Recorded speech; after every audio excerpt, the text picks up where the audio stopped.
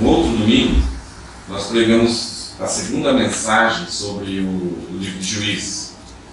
E a segunda mensagem fala que a nação de Israel, as 12 tribos de Israel, saíram do Egito, ficaram 45 anos no deserto, daí quando Josué entraram para arrebentar mesmo e conquistar, tiveram domínio daquela propriedade que tinha sido de Abraão antes. E Josué então dividiu toda aquela região, era uma região um pouco comprida assim, no mapa. Josué dividiu entre as 12 tribos de Israel. Então Josué assumiu o domínio.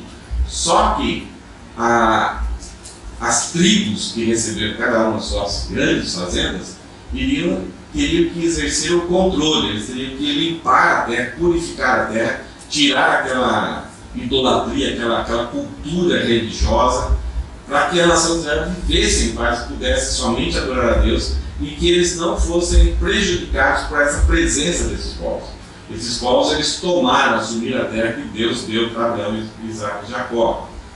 E Deus agora queria, então, através de Josué, exercer o domínio sobre a terra, conquistou a terra, agora novamente pertence à nação de Israel. Agora cada tribo queria ir lá e purificar a terra e levar o pessoal embora. Judá começa a fazer essa tarefa juntamente com Simeão, e eles começam, e Deus está com eles, eles vão, conquistam muitas coisas legais, eles começaram a desfrutar ali com o poder, com a presença de Deus.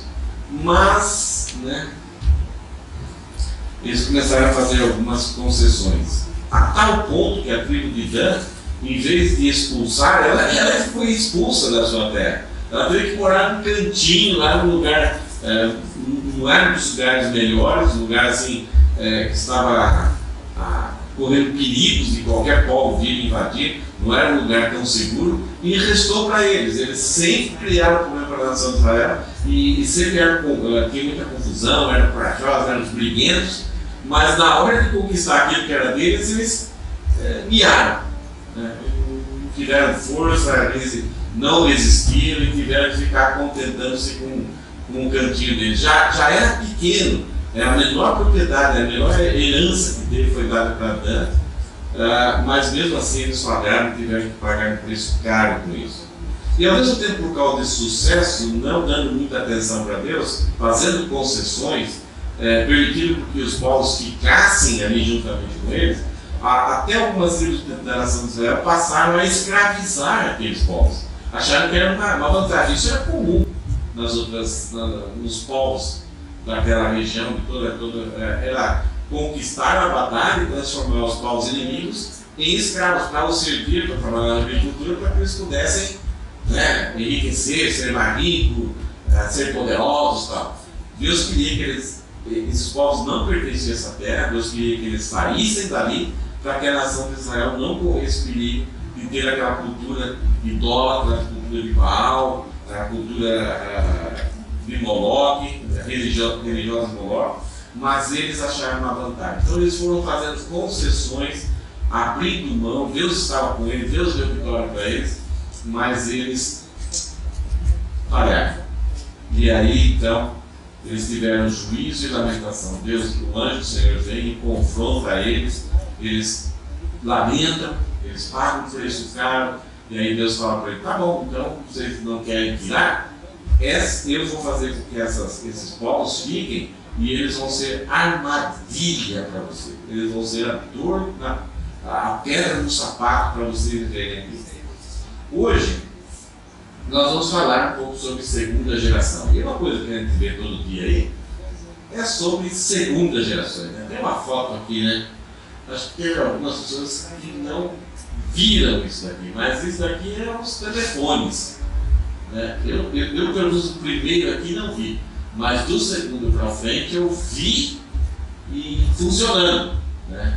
Então eu tive, hoje em dia, se você dá um telefone que tem aquele discador para um jovem, ele vai ficar olhando e não vai saber como que aquilo funciona.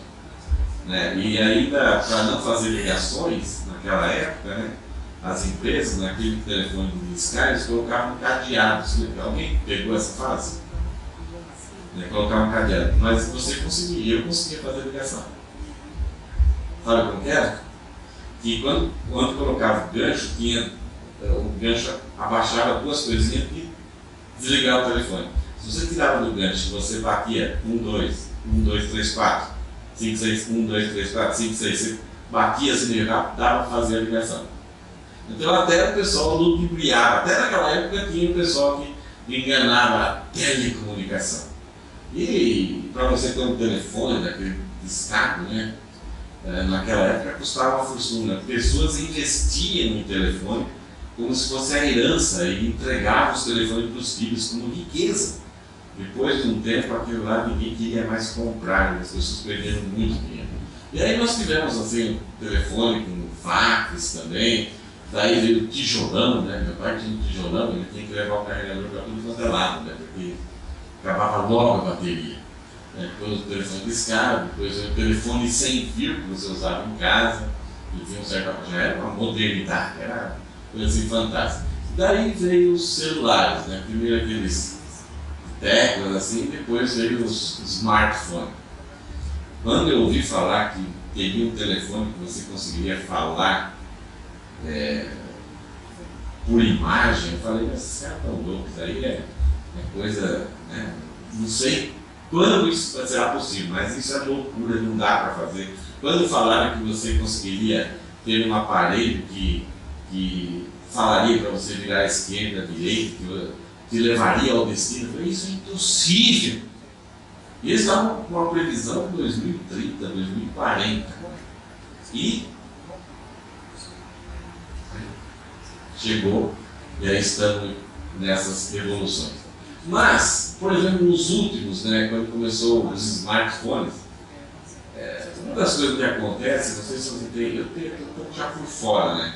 Mas toda vez que vai sair um modelo novo das principais linhas, principalmente do iPhone, pessoas ficam na fila, vários dias, com a sua cadeirinha ali, não toma banho, quase pede para alguém comprar, porque não vê a hora de ter um telefone da nova geração.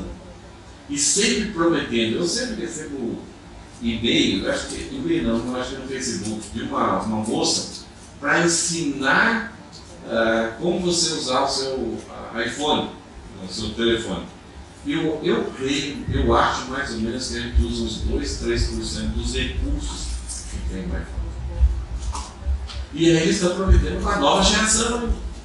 Então, na nossa cabeça, nós temos a ideia de que sempre a nova geração vai ser sempre melhor, avançada. E está numa velocidade tão grande que somente as crianças conseguem acompanhar. A gente já não consegue mais isso. A gente depende, de repente estou fazendo alguma coisa, o pessoal vai dizer, nossa, você faz isso por quê? Não precisa fazer desse jeito. Faz desse jeito. E parece algumas coisas meio mágica, meio espiritual. É alguma coisa assim muito. E agora vem a inteligência artificial, que eu estou até evitando ter contato para não me sentir tão ignorante. E agora ontem eu vi uma máquina que o que acontece nas escolas hoje? Os professores, eles, quando vai começar uma aula, o professor dá um texto, projeta um texto, cada aluno tem que pegar o papel e escrever à mão esse texto. Texto pequeno. Todos colocam o seu nome e dá para o professor. E muitos professores estão pedindo para que os trabalhos que os alunos fazem sejam manuscrito. Para pelo menos o aluno evitar o copia e cola. Mesmo que tem um garrancho ali, não sei como, mas pelo menos o aluno ele copiou de algum trabalho, mas ele copiou com a sua própria mão. Então pelo menos o processo dele ler, passar pela cabeça, escrever, aconteceu. Porque hoje em dia você compra, você paga, você dá um comando, essa inteligência artificial produz. E você nem vê o que acontece, imediatamente já imprime, já coloca o seu nome, já entrega o professor e aquele trabalho recebe aquela nota. Então nós temos muitas pessoas analfabetas em determinadas profissões, determinadas áreas de conhecimento, que nunca viram nada sobre o assunto, que são diplomatas. E agora então saiu uma máquina em que ela escreve manuscrito. Vocês chegaram a ver isso? Estão divulgando aí. Acho que muita gente tem comprado. Então não sei como ela vai identificar a sua letra e vai escrever. E aí tem até um sugador lá que pega a folha e joga para outra folha e continua escrevendo como se fosse manuscrito. Parece para nós que segunda geração sempre é alguma coisa melhor. Nos computadores nós temos i3, i5, i7. O Elisandro, quando estava aqui, a gente falou: Elisandro, o que você acha desse computador aqui? Mas aí é o i5, mas é a primeira geração do i5. Não é bom, tem um que se da segunda, da terceira. A gente fica confuso. Mas, além de fazer pequenas concessões, a nação de Israel, ela desfrutou de um problema bem grande. Dá uma olhada aqui, a tese do texto que a gente vai estudar hoje. Juízes 2, capítulo 6 e 23, é o textão que a gente leu. E o texto poderia ser resumido da seguinte forma: a vida de conquista e descanso. Isto é, Josué entrou na terra, aquela geração, menos de 20 anos, que tinha saído do Egito, que viu Deus trabalhar ali durante os 40 anos do deserto, aqueles que nasceram no deserto, eles entraram ali, eles conquistaram, vacilaram, fizeram concessões, mas essa vida de conquista e descanso que eles já estavam desfrutando, ela foi perdida pela síndrome da segunda, da nova, da terceira geração. O capítulo 2, ele faz quase que um resumo de todo o livro. Do capítulo 3 em diante de Juízes, nós vamos ver cada história que o juiz levantado por Deus, então aspectos da vida dele, como que ele libertou, problemas que ele enfrentou, e esses ciclos de falha que aquele juiz estava envolvido. Então ele é levantado por Deus para libertar. Então no capítulo 2 aqui é praticamente um resumão, o que aconteceu. E a gente vai ver que o que aconteceu é que aquela nova geração, depois de Josué ter morrido, e aquela nova geração que saiu do Egito, que tinha menos de 20 anos, e aquela geração que nasceu durante os 40 anos, elas vão ficando velhas, uma nova geração vai desfrutar das bênçãos daquela conquista, daquele controle, mas eles vão ser os responsáveis para agora a nação de Israel sofrer e não conseguir cumprir o seu propósito. Então a vida de conquista e descanso que Israel desfrutou, ela foi perdida pela síndrome da nova geração. A síndrome da nova geração, ela pode acontecer através de famílias que têm uma nova geração, então, os filhos e depois os netos. Mas síndrome da nova geração pode ser etapas também na nossa vida. Nós temos uma etapa na nossa vida, depois vem uma outra etapa. Depois vem uma outra etapa. Nós podemos encarnar experiências como se tivesse uma nova geração. Então, muitas vezes, momentos de tranquilidade, sossego, e aí a gente pode falhar. E aí aquele tempo de descanso, de conquista, ela vai embora. Porque aquele momento gostoso de vitória, conquista, pode nos levar à derrota e a gente acaba não cumprindo o papel de Deus. E as tragédias vêm na nossa vida, e depois a gente vai cumprir, vai experimentar esses ciclos que acontecem na nossa vida. Nós precisamos quebrar esse ciclo, é um desafio. Tanto ciclos para que essa síndrome não aconteça na nossa família, nos nossos filhos, nossos netos, mas também esses ciclos para que não aconteça na nossa vida. Porque perder os resultados de conquistas e descanso é trágico. Ninguém faz isso de propósito. Isso pode acontecer na nossa vida, mas fazer por negligência, por deslealdade a Deus, é trágico. Vamos ver como que era essa geração aqui, como que o texto vai falar. Acho que vocês pegaram um pouquinho da ideia quando a gente leu, mas o versículo 6 até o versículo 7, ele fala que aquela geração de Josué era uma geração que tinha experimentado, apesar de não ser perfeita, ter dado problemas lá no deserto, ter murmurado muitas vezes, mas é uma geração que, ao desfrutar da fidelidade de Deus, que Deus prometeu para eles uma terra prometida, uma terra que mana leite e mel, eles duvidaram disso, mas ao experimentar assim, de forma tão real, que as promessas, as experiências de Deus foram tão perfeitas, eles tiveram uma certa obediência. E liderados por Josué, eles mantiveram a obediência a Deus, uma fidelidade a Deus, um certo amor, porque eles tinham marcas no corpo deles da experiência que tiveram com Deus. E agora as vitórias, Jericó caindo, os reis sendo conquistados, e eles eram fracos, eles não eram experientes em guerra, eles eram escravos, passaram 40 anos no deserto. Os povos eram armados e Deus dava vitória. E eles sentiam, era tão claro, era tão evidente que Deus estava com eles. Então eles confiaram, sob a liderança de Josué, eles confiaram. E olha só o versículo 6. Depois que Josué despediu o povo, os filhos de Israel, depois desse tempo de vitória, os filhos de Israel se foram, cada um na sua herança, cada um na sua fazenda, para então possuírem.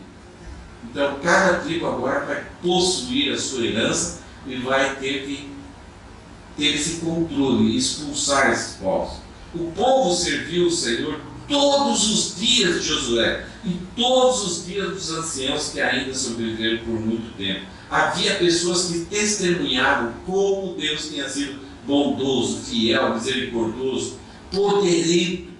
Eles contavam as histórias dos seus pais lá no Egito e o tempo que Deus andou com eles no deserto, suprindo, socorrendo, alimentando, dando ar-condicionado, né? E dando calor à noite.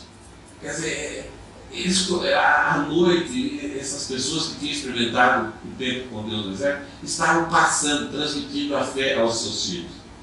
E todos os dias dos anciãos que ainda sobreviveram por muito tempo depois de Josué e que viram todas as grandes obras que o Senhor tinha feito por Israel.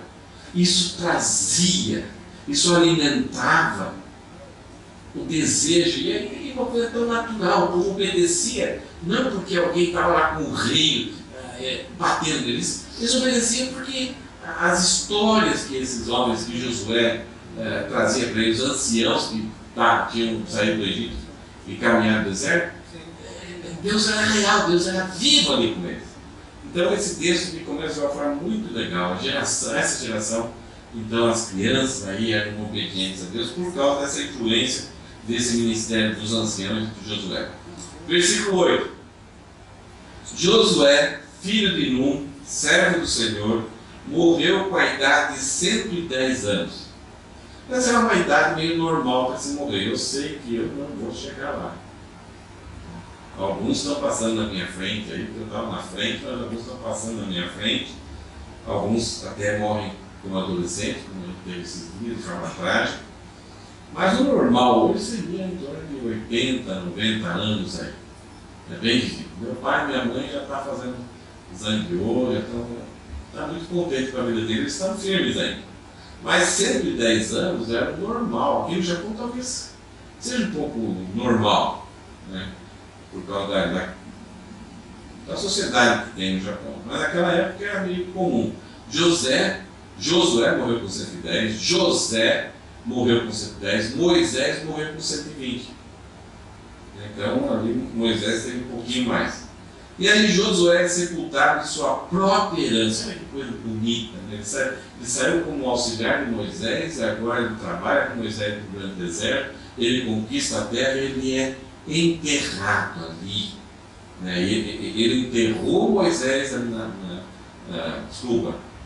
ele enterrou José, né? Moisés tinha sido enterrado, depois o corpo dele sumiu, mas Josué enterra José ali na terra prometida, cumprindo, atendendo um pedido que José fez para que o corpo dele não fosse deixado lá no Egito. Então, durante os 40 anos do deserto, o caixão de José foi levado pela nação de Israel.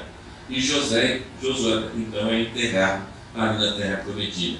Versículo 9. Foi sepultado em sua própria herança em Timnat eles na região montanhosa de Efraim, ao norte do monte Gaás. Toda aquela geração também morreu. Josué morreu, e aquela geração que tinha saído do Egito com menos de 20 anos, vivido no deserto, também morreu. E foi reunido a seus pais. E depois dela se levantou uma nova geração que não conhecia o Senhor, nem as obras que ele havia feito por Israel. Como isso é possível? Não conhecer o Senhor, não conhecer as obras. O texto está falando que essa nova geração era uma nova geração ignorante. Será que eles nunca tinham ouvido falar sobre Deus? Eu sei que, por exemplo, nesse funeral desses jovens, o pai dele me apresentou um dos filhos, e aí ele me apresentou, né, e falou que eu era pastor, e era de uma igreja, e era do cristianismo. Aquele jovem, que é filho de brasileiro, nunca ouviu falar sobre Jesus, não sabia quem era isso. Mas o texto aqui está falando que é mais do que isso. Não é somente ignorância por nunca ter falado sobre, mas o problema é que esse não conhecia o Senhor, eles não tinham experimentado. Eles tinham ouvido falar historinhas, sabe aquelas historinhas que até talvez ensinado, o pai tinha mencionado, mas era somente conhecimento, era como se fosse aquelas coisas assim culturais, aquelas lendas. Para eles Deus era como se fossem lendas. Eles pessoalmente não tinham uma devoção, uma intimidade, então não experimentaram Deus na sua vida. E eles, então, quando acontece isso, a pessoa se torna ignorante. Ele não conhecia o Senhor e nem conhecia as obras do Senhor. Eles não conseguiam identificar o que estava acontecendo, se provinha de Deus ou não. Não havia mais relacionamento de entender que eles eram um povo escolhido por um Deus. Alguma coisa aconteceu aqui. Como que isso é possível tão rápido? Versículo 11. Por causa disso, essa nova geração vai ser uma geração decadente, inclinada para baixo. Eles vão desfrutar da lei da gravidade, da lei de Newton. Porque o nosso coração ele é decadente. Eles foram entregues por não conhecer a Deus, não havia nenhuma intenção de ter uma vida que agradasse a Deus. Uma vida de propósito, de conhecimento, de busca da vontade de Deus. O coração então vai ser decadente. Então veja o resultado disso, versículo 11. Então os filhos de Israel fizeram o que era mal aos olhos do Senhor, servindo aos Baalins. Deixaram o Senhor, Deus de seus pais, que os havia tirado da terra do Egito, e seguiram outros deuses, os deuses dos povos que haviam ao redor deles, e os adoraram e provocaram o Senhor a ira. Isso é rápido. Transição de gerações aí, daqui a pouco, os filhos de Israel fizeram o que era maus aos olhos do Senhor. Mas é aos olhos deles. Né? Perfeito.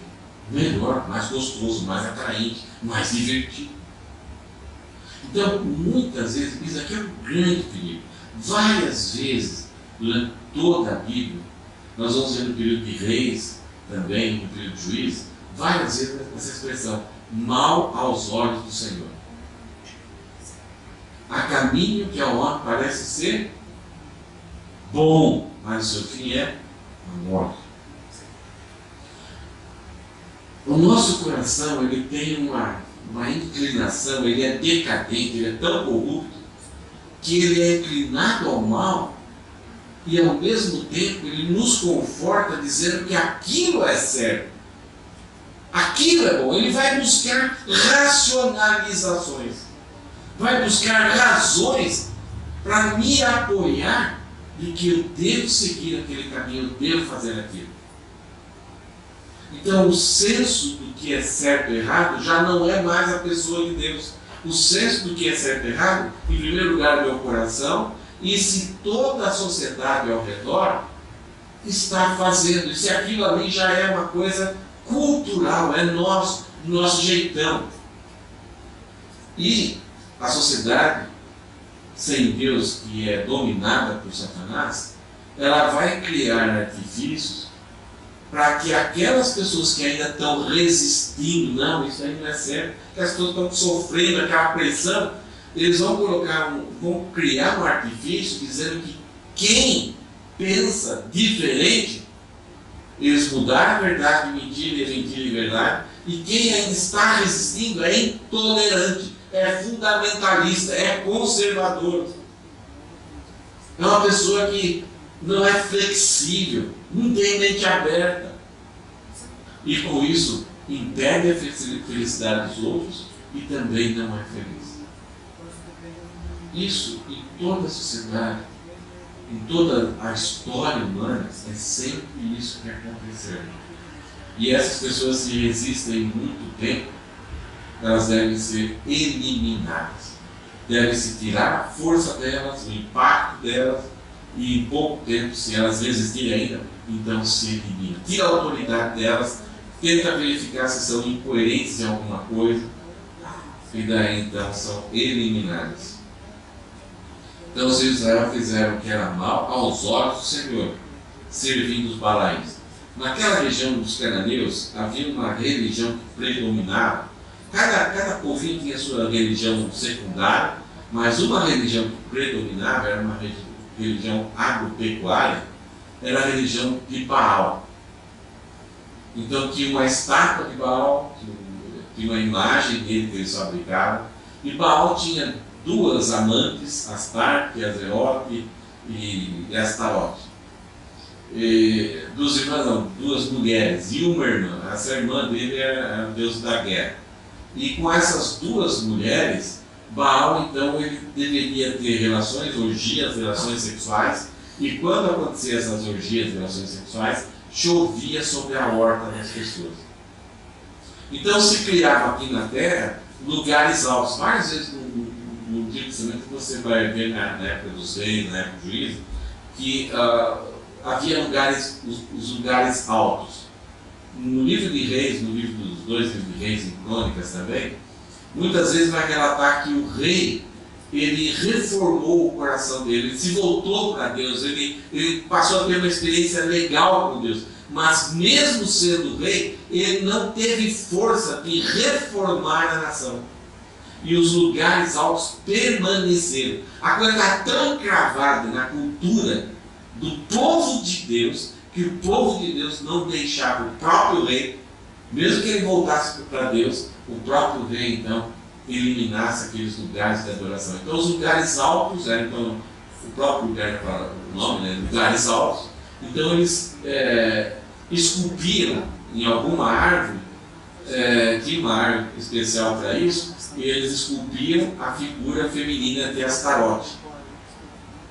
Então era uma figura sensual, era quase que um outdoor, para estimular o povo então a prestar cultos a Baal.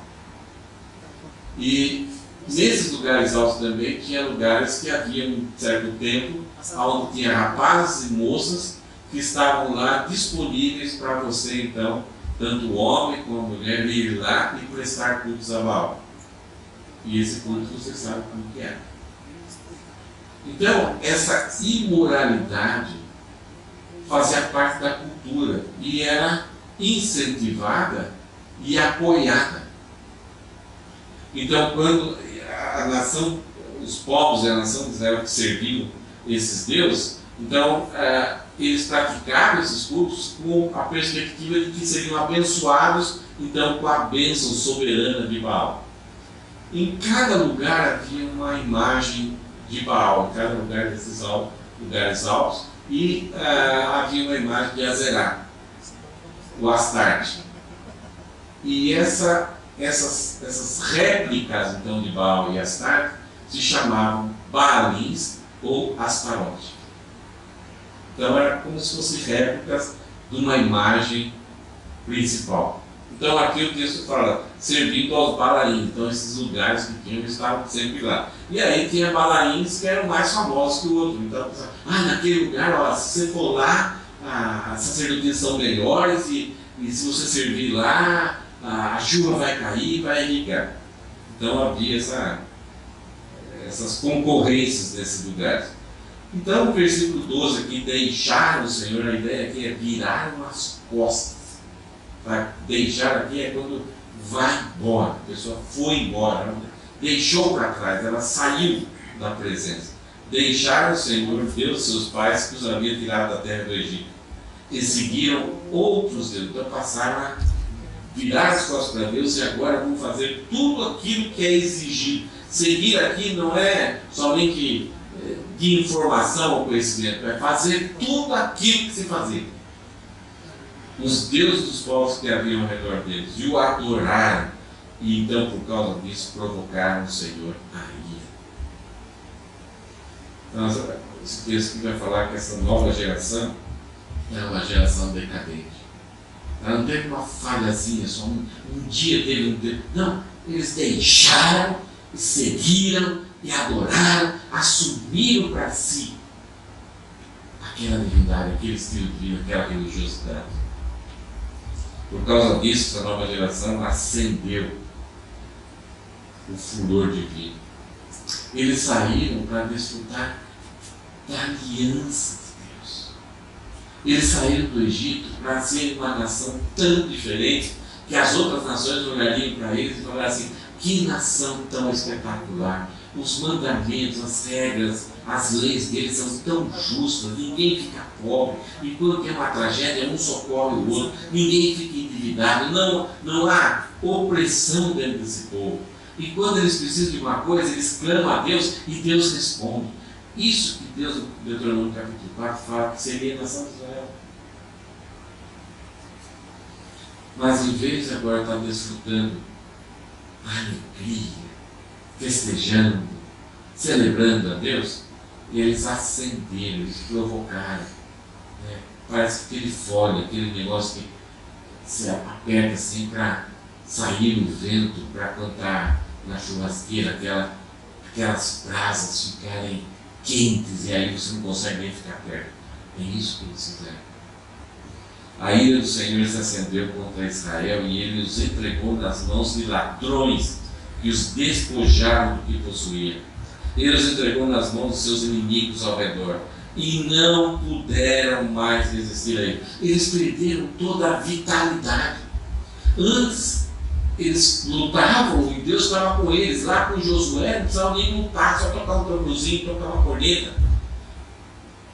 Eles tinham vitalidade espiritual e Deus estava com eles. Agora, mesmo tentando lutar, eles não conseguiam resistir, perderam toda a vitalidade, mesmo os desejos que eles queriam de fazer como nação, não conseguiam. E não puderam mais resistir a eles. Por onde quer que fossem, a mão do Senhor estava contra eles para o seu mal, como o Senhor lhes tinha dito, como lhes havia jurado, e estavam em grande aperto. Abandonar a Deus? O livro de Naum fala assim para nós, né? Se o Senhor é por nós, né? Se o Senhor é por nós, mesmo que as circunstâncias sejam terríveis, e na época de Naum, Senaqueribe cercou Israel, de Jerusalém, ele está destruindo tudo que tem reinos, e chegou ali, agora o único que faltava era Israel, e era Jerusalém. Senaqueribe com o seu exército cercou Jerusalém, e um mensageiro Senaqueribe que cercou, mas o rei é Tiglat-Pileser, lá da Síria. Então ele manda um recado para Senaqueribe falar então para a nação de Israel: ei, vocês vão ficar aí até quando? Se rendam! Cadê o Deus de vocês? Esse cara começou a zombar, mas começou a zombar de uma tal forma que Deus ficou tão indignado. A nação de Israel está sendo punida pelo desvio, mas agora Senaqueribe está afrontando a Deus. E esse cara com um cachorrinho assim assustado lá dentro da casa de Jerusalém, apavorados, e agora a qualquer momento vão ser invadidos, E Senaqueribe colocou em estado de sítio, então corta-se o abastecimento de água, de qualquer alimento. Algum momento nós vamos morrer, e vão ser invadidos, vão morrer. E de repente um dia entra 2 mendigos. Olhou para Jerusalém e falou assim: o que vocês estão passando aí? O que vocês estão com medo? Não, está todo mundo morto. O anjo do Senhor aquela noite matou todo o exército de Senaqueribe. Então Naum coloca essa verdade: se Deus é por nós, quem será contra nós? Mas ao mesmo tempo, isso é como uma moeda, e a moeda tem as duas faces. Uma face da moeda é: se Deus é por nós, quem será contra nós? O outro lado da moeda qual é? Se Deus é contra nós, quem será por nós? Nem o Chaves. Ninguém. E esse texto aqui fala isso. Eles não conseguiram resistir. Os inimigos eram inimigos. E olha só, por onde quer que fossem, a mão do Senhor estava contra eles, para o mal deles, como o Senhor lhes tinha dito e como lhe havia jurado. E estava em grande aperto. Essa é uma forma que Deus nunca quer chegar nesse ponto. Sabe por que Deus chega? Olha só o que fala assim: a mão do Senhor estava contra eles para o seu mal, como o Senhor lhes tinha dito e como lhes havia jurado. A longanimidade de Deus, ela é longa, vai longe. Mas durante essa longanimidade, enquanto o povo está pecando, Deus está suportando o povo chega à seguinte conclusão: eu estou pecando e Deus não faz nada, Deus não está comigo. E a primeira vez que a pessoa peca, foi rápido, não aconteceu nada, né?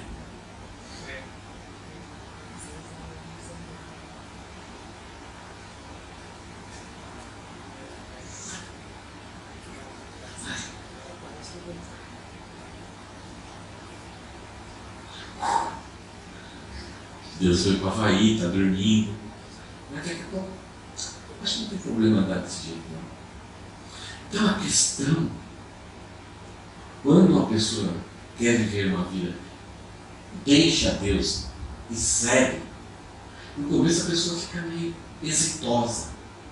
Mas depois que ela começa a experimentar e nada acontece, nas primeiras vezes, é a tipo situação assim que você transgride, sabe, o coração culpa ali, você tem medo até de viajar de carro. Você fala: não, vai furar o pneu. Eu peguei. Vai acontecer uma coisa. Minha vida vai dar nhaca, vai dar alguma coisa, porque eu estou em pecado. Mas aí você faz, só está dirigindo, esperando, qualquer barulhinho. Mas daqui a pouco você vai e volta. E você continua a vida. E parece que até você tem mais paz, mais tranquilidade, sucesso. E aí o coração, que é tão enganoso, ele fala assim: Deus não é fiel.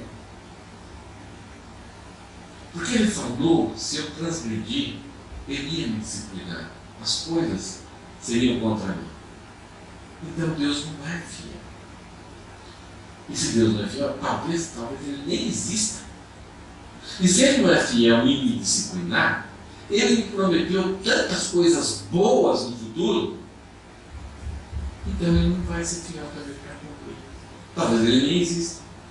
Então eu tenho que ser autônomo, eu tenho que fazer as coisas por mim mesmo, eu tenho que correr atrás, e eu tenho que me divertir. Eu estou aqui me abstendo de algumas coisas que todo mundo faz, que é uma vida muito mais tranquila, mais leve, mais alegre. Então por que eu estou me abstendo? Eu vou ser igual a todo mundo. E aí a pessoa consegue se desviar e seguir. Deus, pela sua graça e misericórdia, qual o texto? Por onde quer que fosse, a mão do Senhor estava contra eles para o seu mal, como o Senhor lhes tinha dito e como lhes havia jurado. Deus está restaurando o conceito de que Deus existe e Ele é fiel. Mas por causa desse atributo tão maravilhoso, tão fantástico de Deus, que é a longanimidade, o nosso coração passa a duvidar de Deus. E aí o texto fala, e está em grande aperto. Acho que cada um de nós já passou em momentos assim que... O que é aperto? Sabe, aperto financeiro dói. Mas o aperto emocional, o aperto do coração, é pior. E aí surge tudo quanto é síndrome, toque, transtornos obsessivos, pensamentos intrusos que entram e nos destroem, a vida fica terrível. Então esse povo está passando por isso. Terror, porque eles acenderam o furor divino. Deus, mesmo assim, Deus estava querendo restaurar no coração deles que Deus é fiel. Mas o nosso coração não consegue enxergar isso. Versículo 16. Como que Deus agora vai restaurar? Essa nova geração desfrutou da misericórdia de Deus. Deus estava fazendo mal, não era o mal que Deus estava fazendo. Deus estava usando instrumentos, povos, pessoas, a agricultura principalmente, que a aliança que Deus fez com Deuteronômio, com Moisés, é que a agricultura, o sistema agrícola, agropastoril, seria favorável a eles enquanto eles estivessem obedecendo. Agora nada dá certo. É animais que nascem com defeito, é animais que morrem, não chove, a planta não... Está tudo errado. E aí então Deus está suscitando isso, e pela graça, pela misericórdia, que é Deus deu, mas ao mesmo tempo Deus vem num certo momento e deixa de dar continuamente. Interessante que em Lamentações, bem no livro de Lamentações, fala que o sofrimento, as lágrimas podem durar uma noite, mas a alegria vem pela manhã. As misericórdias do Senhor se renovam. E o livro da Lamentações é tão incrível, né? É um momento de sofrimento. Todos os capítulos começam com uma letra hebraica, todos os versículos começam com uma, do A até Z, do A até Z. No terceiro capítulo, cada 3 linhas é a mesma letra hebraica, dando uma ideia para nós que a disciplina, a forma de Deus trazer a gente de volta para Deus, ela tem início e tem fim, ela não dura para sempre. A justiça, o castigo de Deus não dura para sempre. Ele tem limites, mas a misericórdia, Senhor, não tem limites. Então o Senhor suscitou, levantou juízes que os livraram das mãos dos que os atacavam e roubaram. A misericórdia, o sofrimento, o aperto teve início, mas teve fim, porque a longanimidade de Deus. Então era uma forma de Deus trazer a nação de Israel, conquistar o coração deles.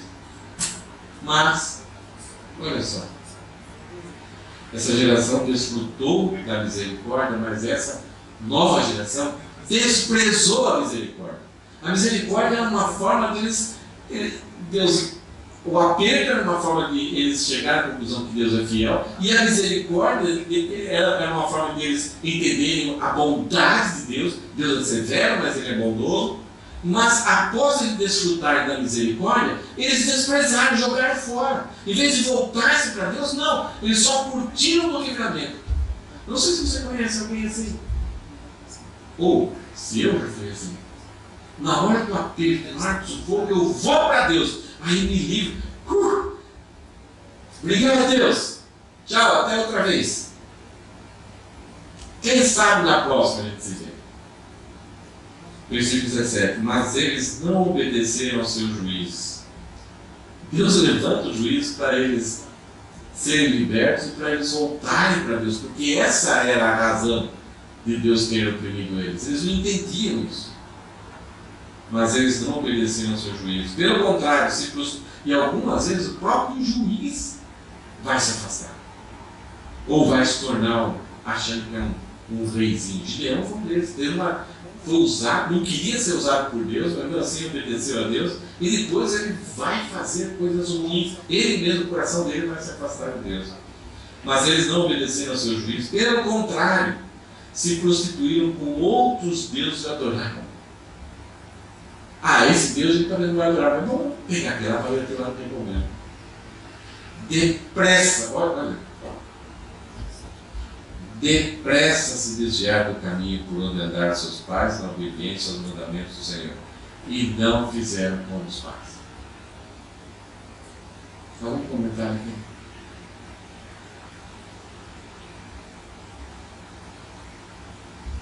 Que triste quando a gente despreza.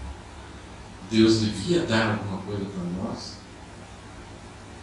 e a gente não recebe aquilo que merecíamos e depois a gente despreza e vai atrás, abandona, vira as costas, foge da presença. Em vez de agora se apegar, se abraçar, entender, eliminar a ignorância. Eles eram ignorantes, então agora vamos atrás, vamos conhecer, vamos nos aprofundar, vamos ter um relacionamento, não somente de conhecimento mental, mas assim, se aprofundar, porque vale a pena. Não, eles não estavam aí, eles foram atrás de conhecer outros deuses. A nova geração, depois de abandonar, desprezar a misericórdia, eles desfrutaram da graça. Isso é Deus. Deus não deu o que eles mereciam e eles negaram, desprezaram. Agora Deus dá o que eles não mereciam. Olha só, versículo 18. Quando o Senhor lhes suscitava, quando levantava juízo, o Senhor estava com o juiz e os livrava das mãos dos seus inimigos todos os dias daquele juízo, porque o Senhor se compadecia deles antes dos seus gemidos, por causa dos que os afligiam e oprimiam. Deus se compadecia. Parece que Deus é um molão. É o pai que de repente o filho fez uma coisa que aborreceu tanto ele, e aí o pai percebe que tem que disciplina, mas aí o pai está sofrendo, daqui a pouco vai lá e faz um bolinho, a mãe faz um bolinho. Já vi, deu um castigo, impôs um limite, tirou um privilégio, mas daqui a pouco vai lá e com amor. Então Deus se compadecia. Deus dava essa geração, mesmo passando por isso, mesmo desprezando a misericórdia, ela desfrutou da paixão, do coração gracioso de Deus. Versículo 19. Mas era uma geração obstinada. Mas quando o juiz morria, faziam festa. Eles voltavam a viver como antes, se tornaram piores do que os seus pais, seguindo outros deuses, servindo-os e adorando-os. Não abandonavam nenhuma das suas práticas, nem a sua obstinação. O que é obstinação? Obstinação é quando você confronta o erro, ou quando alguém vem falar para mim, isso aí é erro. Eu falei, não, você que pensa. É a sua ideia. E vem mais dois e fala, olha, o que você está fazendo está errado. Não, vocês dois estão errados. Mas aqui é a palavra de Deus. Daí me traz para a igreja, para o conselho da igreja, para a igreja tentar me convencer, e eu bato, não, vocês estão todos uns hipócritas, quem não tem pecado, nossa primeira pedra. Quer dizer, eu vou buscar até artifícios bíblicos para me defender. Isso é obstinação. É interessante que muitos pecados, eles são facilmente acertados com Deus. Mas, independente do pecado, do grau do pecado, a obstinação não. Tinha um camarada na igreja de Corinto que Paulo fala, nem entre os gentios eles aceitam isso. Isso é nojento. O cara tinha relações sexuais com a sua madrasta. E as pessoas da igreja falam, nós como somos, os corintianos, eles eram muito orgulhosos, que tinha muita cultura, muito conhecimento, tinha várias filosofias lá, eles eram gregos. Então tinha alguns da igreja que achavam, olha, tá vendo? O cara está tendo esse problema aí. Para o mundo é uma coisa horrível, mas a gente tem um amor. Nós amamos ele, apesar dele estar vivendo desse jeito. Paulo fala, isso é loucura. E aí alguns irmãos queriam confrontar, e quando confrontavam ele não queria mudar. Então Paulo fala, olha, o problema que ele está fazendo é grave, mas o mais grave está agora. Ele é obstinado. Ele não aceita acertar o seu caminho, a sua vida. Então a obstinação, independente do que a pessoa fez, ela é extremamente grave. É comparada ao pecado de feitiçaria. É algo abominável, que Deus sente ânsia de vômito. E Deus, quando ele trata pessoas obstinadas, ele trata assim de forma, não é que ele fica resistindo, ele vai atrás para derrubar a pessoa. É a ideia do orgulho. E o que acontecia? Apesar de desfrutando da misericórdia, apesar de desfrutando da disciplina de Deus, da misericórdia e da graça de Deus, esse povo não mudava. Eu acho que em algum momento você já teve uma experiência com o seu filho na questão da obstinação. Você vê que aquela criança ali, ela até fala, pode me bater. Eu aguento. Isso é sinal de obstinação, não é? É sinal de obstinação. Irmão, eu não choro. Bebês são obstinados. Oi? Mas quando o juiz morria, eles voltavam. Então parece que eles simplesmente, enquanto o juiz estava liderando, eles se ajeitavam à liderança do juiz. Era só o juiz morrer, liderou geral, vamos lá, galera. O povo voltava a viver como antes. E se tornaram piores do que os seus pais, seguindo outros deuses, servindo-os e adorando. Não abandonaram. Então a obstinação, a pessoa, sabe, talvez tenha dificuldade de abandonar, mas ela vai, o que não é obstinado, ela vai se esforçar, ela muitas vezes vai precisar de ajuda, de acompanhamento. Mas obstinado não. Ninguém tem direito de mudar, eu penso. Não abandonaram nenhuma das suas práticas e não abandonaram a própria obstinação. Por causa disso, então é uma geração que a gente olha assim, é uma geração sem nenhum compromisso com Deus. Por isso a ira do Senhor se acendeu contra Israel e ele disse, porque esse povo transgrediu a minha aliança que eu havia ordenado a seus pais e não deu ouvidos à minha voz. Então é um povo que não tem compromisso, não está preocupado em ouvir a Deus. Não quer ouvir a Deus. Ouvir a Deus ou coisas referidas a Deus irrita. Até a pessoa que está lá no TikTok vê uma coisa, um versículo, o cara passa rápido. Vê uma música de louvor, você dá uma carona, se você escuta, não vou essa música. Sabe? As coisas de Deus acabam se tornando um ponto de irritar a pessoa. Vamos na igreja? Não. Ou, para não ser ofensivo você, ela vai dar uma desculpa, mas ela vai ter uma dificuldade. Porque ela não tem compromisso com Deus, não tem sede. Ela sempre tem uma desculpa, sempre tem um problema, ou se irrita, ou vai, mas está muito calor, está muito frio, agora está caindo pétalas da sakura, agora está caindo folhas, então é sempre um motivo para não ter alguma coisa. Parece que nós estamos preocupados, a pessoa chega ao ponto de estar preocupada se Deus vai ver ela na igreja, ou com um grupo de pessoas.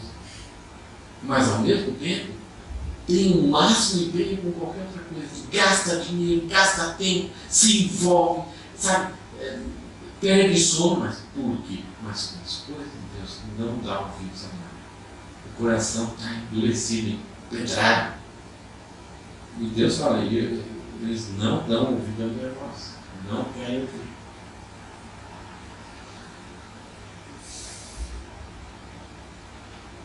Essa frase aqui é um pouco mais longa, referente a essa geração.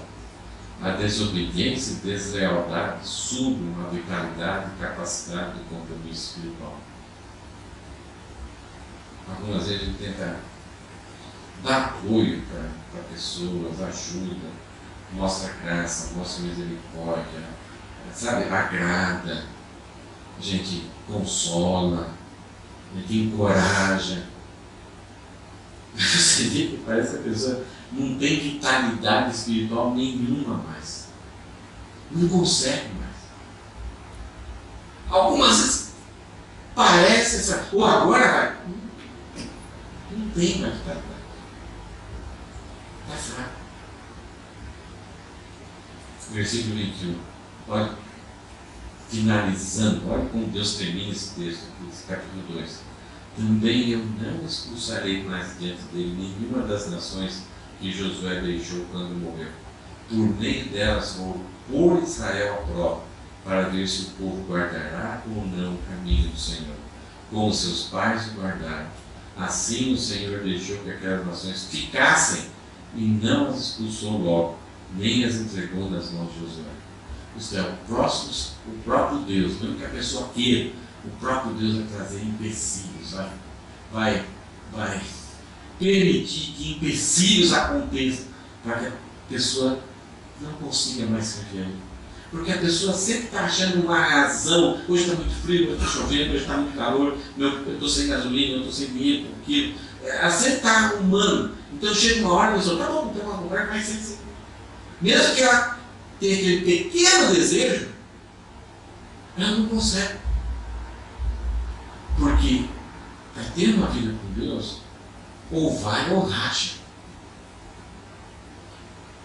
Até um certo ponto, Deus está ali encorajando, dando capacidade, dando recursos, mas a pessoa sempre está achando, pessoas encorajando, pessoas apoiando, pessoas dando oportunidade. A pessoa não quer, chega uma hora que o próprio Deus vai permitir que os empecilhos aconteçam.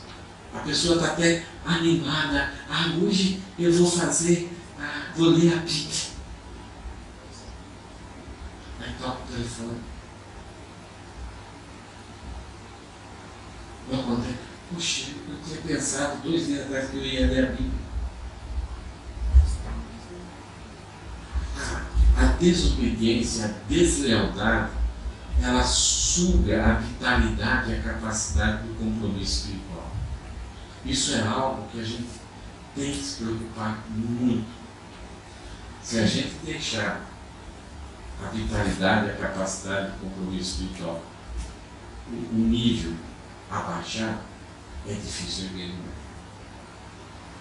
Porque nós temos um coração inclinado, decadente, inclinado ao pecado. Nós vivemos no meio de uma sociedade inclinada ao pecado e se afastar de Deus. Então, para vencer, para lutar, para vencer dia a dia, para sermos leais a Deus e sempre termos um compromisso com Deus, nós temos que guerrear a cada dia com lealdade e com obediência, para que esse nível de estrogênio, não sei nem para que serve estrogênio, estou usando essa palavra, sabe, quando o médico dá uma você está assim fraco, doendo para lá e para cá, por causa disso. Então você tem que tomar vitaminas. As vitaminas para dar vitalidade, capacidade de compromisso, é não sermos obedientes e não sermos desleais a Deus. Quando começamos a ser desleais, depois mesmo que a gente queira, vai ser difícil. Então a gente tem que fazer uma manutenção diária. Senão, esse texto aí é um resumão, esse capítulo é um resumão de todo o livro de Juízes. E novamente a gente vai ver a sequência. Né? Então eles tinham sossego, prosperidade, aí vinha a safadeza, se desviaram, seguiam outros deuses. Por causa disso eles eram oprimidos e a própria mão do Senhor os entregava aos seus inimigos. Aí estavam em aperto, suplicaram, tinha misericórdia, tinha a graça de Deus. E aí eles eram salvos pelo juiz. Morria o juiz, o que acontecia? Durante a salvação, o juiz ia, eles tinham sossego, morreu o juiz e vinha a safadeza novamente. Esse ciclo vai se repetir direto. É triste, né, quando a gente não aprende com os problemas. A pergunta que fica é: qual que era talvez a causa principal desse ciclo? Havia várias causas. Tinha a cultura, tinha a opressão, tinha...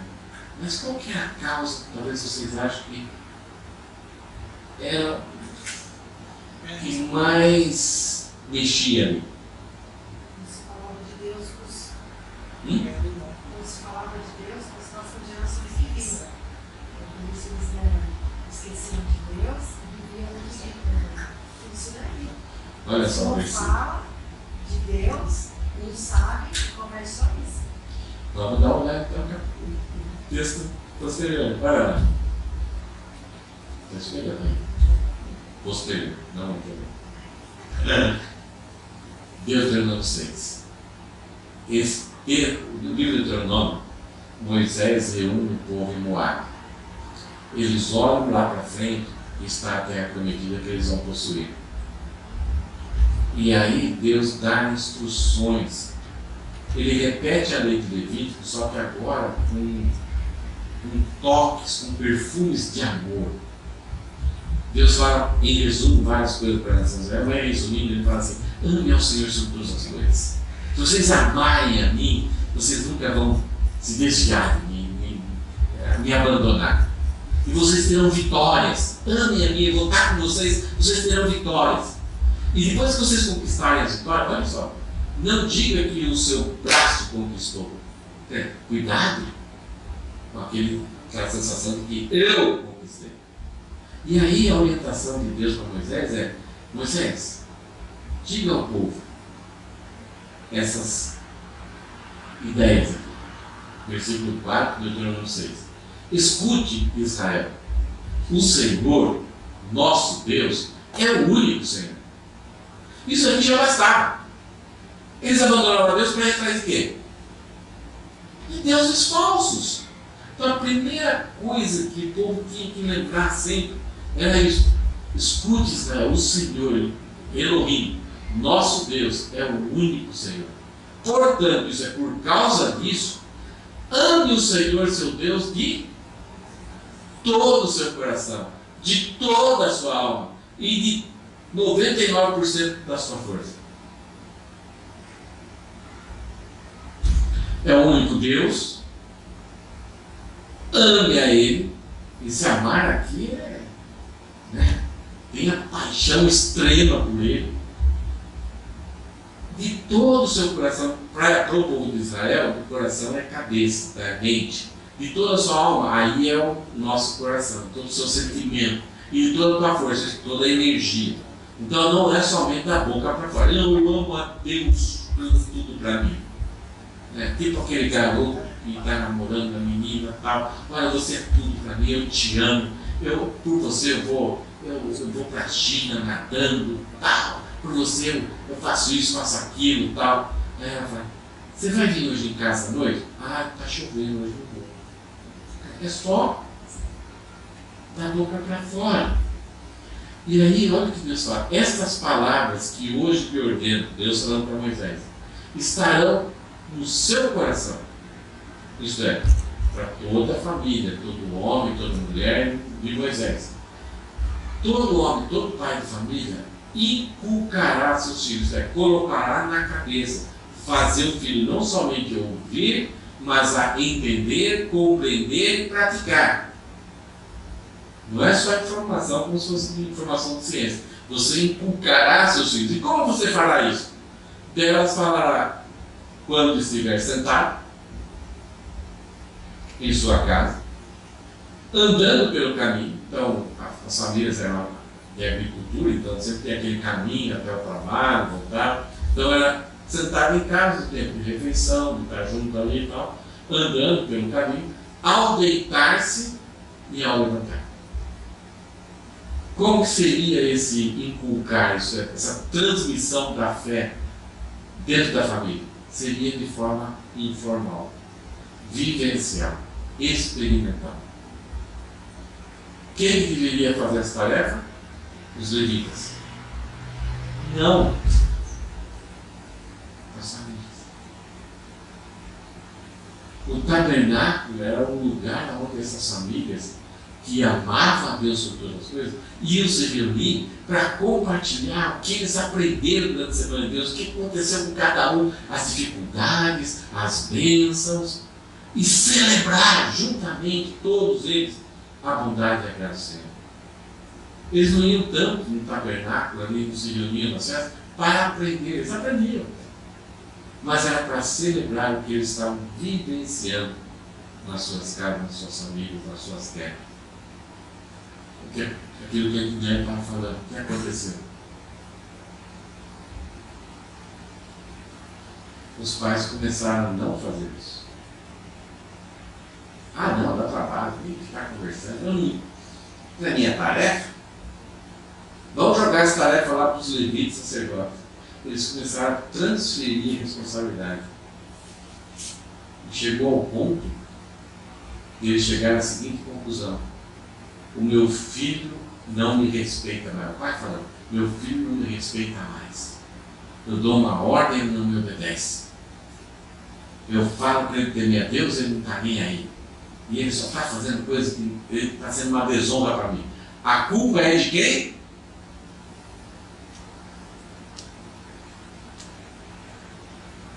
Qual é a conclusão? A culpa é daqueles folgados dos levitas sacerdotes. Eles são, a gente sustenta eles para eles transformarem a vida do meu filho. Olha só. Também eu não vou mais sustentá-los.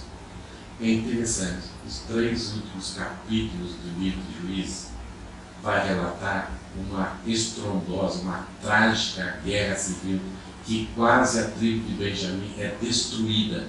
Sabe por quê? Porque um levita saiu para fazer as coisas que não tinha nada a ver, porque ele estava desacorçoado de ter tanta pressão. E ele foi fazer o que era dele. E namorou-se de uma. Amancebou-se de uma jovem lá. A jovem abandonou ele foi atrás e tem uma guerra. A gente vai chegar lá, não vou dar spoiler aqui. Mas por causa disso. Então a nação de Israel passava. Isso daqui teve vários problemas. Teve várias seduções. Mas o povo não aguentava os problemas porque isso daqui não. O pai já não amava Deus sobre todas as coisas, toda a alma, todo o coração, todas essas forças. Eles não transmitiam a palavra ao deitar, ao levantar. Não viviam. Deus era Deus era. Só colocava lá no batente da porta, mezuzá, um versículo aqui, uma coisinha ali, símbolos de que eles amavam, eles pertenciam à nação de Israel. Deus virou somente um símbolo. Mas a vida real deles não tem nada a ver com Deus. Só para a gente pensar e agir. Filhos que não conhecem o Deus de seus pais cairão na desgraça e na disciplina do pai. Olha só, Deus nos ama demais para nos deixar ser felizes no pecado. Entenderam isso? Deus nos ama tanto. O pecado é bom. O pecado é gostoso. O pecado traz prazer. O pecado, dependendo do pecado, ele nos exalta, nos torna pessoas reconhecidas, famosas. Isso dá prazer, isso dá significado, isso dá sentido para a vida. Mas, por causa do amor de Deus, e por causa que esse pecado vai trazer consequências sérias, Deus não, Ele nos ama e não nos deixa ser felizes no pecado. Aí você fala, por que eu conquistei isso e não dá certo, a minha vida não traz felicidade, não traz significado, não traz sentido? Porque Deus não quer que você fique realizado. Uma vez, eu estava visitando uma igreja lá em Atibaia, a igreja congregação, não é congregação cristã, é igreja congregação bem parecida com a igreja batista. E na classe escola bíblica lá, um dos líderes, eles foram começar o estudo, no final do estudo, não sei, eles iam olhar para um jovem. E era um jovem que tinha muita participação na igreja, mas agora estava fazendo coisas que estava entristecendo todo mundo. Estava desviadão mesmo. E aí esse líder falou assim, Senhor, faz com que esse jovem comece a ficar triste na vida que ele está. Mais ou menos assim. Ele estava olhando desse jeito. Ele pediu que Deus interferisse no processo de tristeza naquilo que aquele jovem estava buscando alegria. Próximo. Como os salmos, temos o propósito e missão de preparar a nova geração para continuar temendo e servindo a Deus. Esses ciclos, como eu falei no começo da mensagem, podem acontecer na nossa própria vida. Ela acontece de geração em geração, mas esses ciclos podem acontecer em etapas da nossa vida. Uma etapa que a gente está tendo conquistas, estamos obedecendo a Deus, mas daqui a pouco a gente se envolve com algumas coisas boas que não são negativas, mas passamos a amar essas coisas passam a ser ídolos para nós. Daqui a pouco vem o sofrimento, a gente suplica, a gente se lembra, Deus suplica, Deus dá a libertação, mas a gente vira as costas para a graça, para a misericórdia de Deus e voltamos a ter aquele estilo de vida. Então esses ciclos podem acontecer na nossa própria vida, devemos quebrá-los. Há uma necessidade de perceber que ciclo que eu estou vivendo, que coisa que se repete na minha vida. Então quero, para. Amém? Alguém quer comentar, fazer uma pergunta, algum comentário? Pode. O tanto de gente que a gente vê hoje em dia nas igrejas, futuro da lembrança de Deus. A gente tem poucas pessoas aqui dentro. Em outras igrejas também tem poucas pessoas. Então, poucos vão saber de Deus, os filhos também poucos vão saber. E no futuro, menos gente vão saber quem é nosso Deus. Se repete mais uma vez Juízes. Então, nesse ciclo até. É interessante quando a gente decidiu estudar esse livro, a gente tinha várias opções, segundo 1 Coríntios, aí conversando uma vez lá em casa, aí até uma pessoa falou assim, já faz tempo que está no Novo Testamento, então vamos pegar um do Antigo Testamento. Na hora eu tenho ideia disso, mas quando eu comecei a estudar, eu já tinha estudado, mas quando eu comecei a estudar, eu estou levando bordoada toda hora. Eu levo primeiro, tá? Então, mas ao mesmo tempo é super encorajador. Os nossos olhos estão sendo abertos. Dura quando as pessoas não estão tendo a oportunidade de os olhos se abrirem, lutarem, tentarem quebrar o ciclo. E a pessoa se manter naquele ciclo. Olhando para o livro de Juízes, é uma sociedade. O livro de Juízes termina assim. Qual é o último versículo dele? E cada um fazia o que era certo aos seus próprios olhos. Isso não é uma fotografia dos dias atuais.